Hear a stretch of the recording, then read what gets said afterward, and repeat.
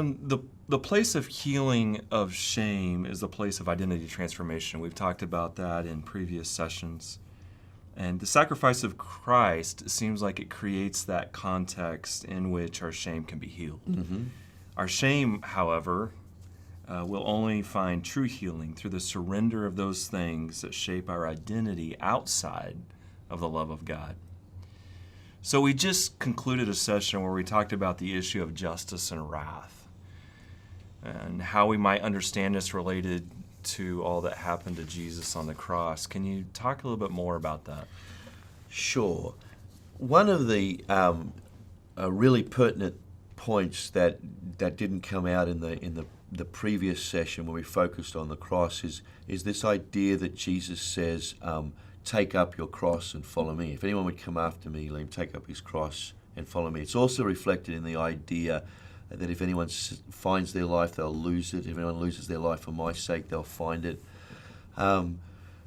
There's the reality is that as we journey through life, our experiences, our hopes, our dreams, our desires, our fears, our failures, our frustrations, our pains, our sufferings, all shape our identity. And so when we identify with Christ and his death upon the cross, what we are in effect saying is, I am dying to all of those things that I have allowed to shape me, good or bad. So even the very best things in our life are insufficient to adequately reflect who we really are. So a person might, for example, hold on to their education as the representation of who they really are. And you watch how a person reacts when their school is denigrated. Because that's my identity. That tells me how I'm valuable because my education comes from that place. So when you talk ill of that place, you're attacking my identity. Another good example of that is when my football team is beaten, and personally I know this greatly. Your football team is beaten. This despair and discouragement that comes along because I've identified with that. So that's a part of how I know who I am. Our nationalism, we protect our nations, we protect our national ideals. Something challenges that, people can get very, very angry. Even good people can get very, very angry when their national identity is challenged. Well, the truth is it's because that's our identity. That's how we know ourselves. And so we can sometimes jokingly put down people of another nation, perhaps even in good humored fun. But we're actually, just jokingly saying the same thing. My country gives me identity, so therefore if my identity is good, then your identity must be inferior, so I'm going to reflect that.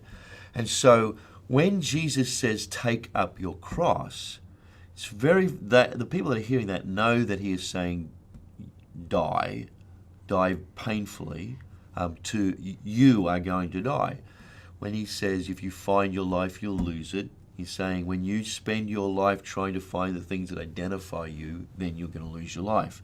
But if you lose that which identifies you to me, then you will find your life. So the cross very much becomes this representation of the surrendering of that which identifies us in order that we might claim him as identifying us. And remember that no matter how good that which identifies us, if it's not Christ, if it's not God, then it is tainted by shame. So all that identifies us, no matter how good, has the capacity to be to be intermingled with our shame experience. So we're laying all of those aside. There's a good theological word for that. It's called consecration. We lay that aside in order to know him as our source of identity. So Roland, then that kind of leads me to a question of application of everything you're saying, and that is, how does the sacrifice of Christ actually help us heal from shame?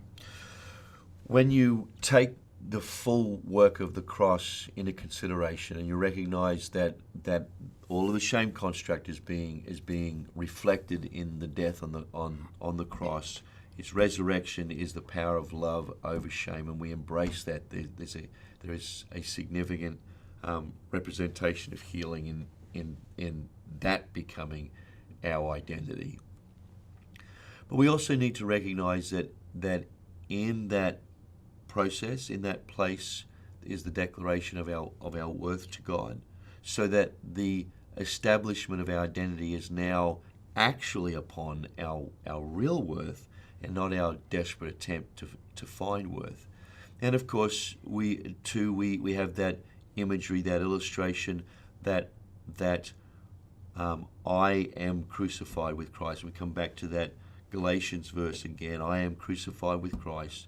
So it's no longer I that live, but Christ that lives in me. And the life that I live by faith in the Son of God who loved me and gave himself for me. And that fully captures the healing process. My identity is crucified with Christ, identified with Christ, so that my identity now is declared by Christ. And the basis of that declaration is his love for me, which is represented in his valuing of me, which is the giving of himself upon the cross for me. To take love and worth out of the equation of the cross is to completely undermine any sense of real capacity to bring healing into our life through the cross. So then what does it actually mean to surrender those things that shape our identity outside of the love of God? I guess at a cognitive intellectual level, it means a very deliberate and ruthless process of declaring that no, I will not be defined by Christ. I will not be defined by those things. I will be defined by Christ. But at a much more significant level, it is having the confidence that the grace of Christ is sufficient to take that which I've surrendered to him and to set me free from the power of shame that is implicit in all those things. So again, it's always important for us to recognize it's not about what we do. So we may say, I am sacrificing myself to him, and we may go through a pattern that reflects that. But in the end, we aren't being healed or saved by what we do. It is by grace and grace alone. So our faith says that my actions are reflective of his grace towards me, and it's availing myself of the grace that is in response to that declaration of surrender.